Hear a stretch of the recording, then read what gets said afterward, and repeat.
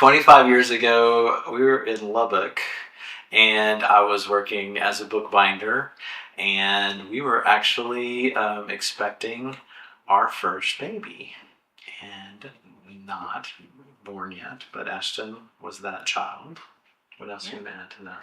I was working as a nurse in pediatrics, and we had both finished school.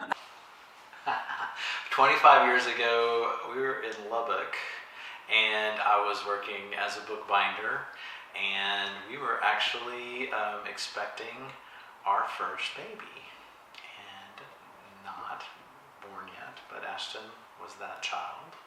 What else do you add to that?